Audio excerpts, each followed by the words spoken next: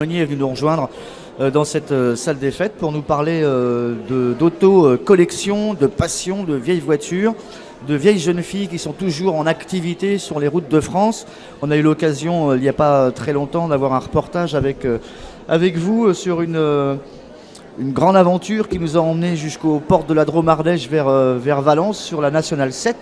Christophe, bonjour. Bonjour Radio Sensation. Alors qu'est-ce qui vous arrive alors vous avez un grand événement à nous présenter, c'est une autre concentration de véhicules de collection. Eh bien oui, c'est la troisième grande concentration, donc qui aura lieu le dimanche 5 octobre 2014 à Drucourt.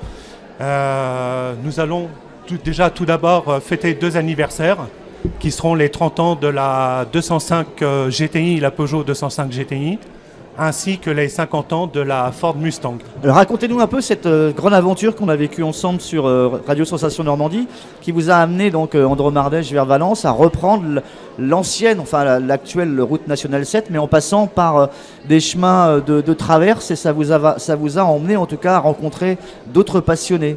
Et oui, tout à fait. Donc effectivement jusqu'à Valence lorsqu'on s'était contacté, et par la suite de Valence jusqu'à la frontière italienne à Menton, puisque notre vaillante Peugeot 203 de 1951 a parcouru au total aller-retour 2500 km. Menton, c'était un lieu symbolique, c'était un ancien poste frontière, c'est ça? C'était exactement l'ancien poste frontière entre la France et l'Italie.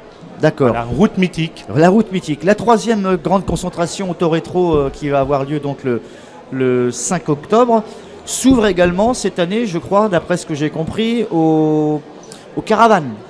Tout à fait.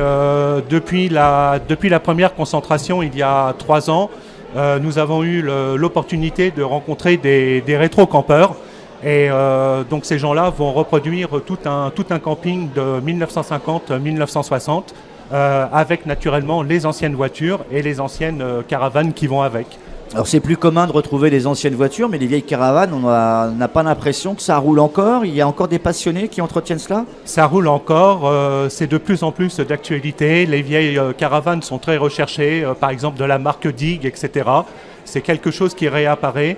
Et au-delà des vieilles voitures et des vieilles caravanes, c'est toute une ambiance qu'il y a autour, puisque ces gens-là recherchent tous les objets d'époque, les radios en bakélite, tout l'ameublement qui va avec, etc. Alors ça va être l'ambiance camping Trigano un peu Exactement, c'est bien ça. Ambiance 1950-1960. Les chaises pliantes, etc., les glacières. Les chaises en formica, les tables en formica. Voilà. Super. Et puis les tracteurs également? Alors il y aura également effectivement toute une série de tracteurs, de motos également, de vieilles motos.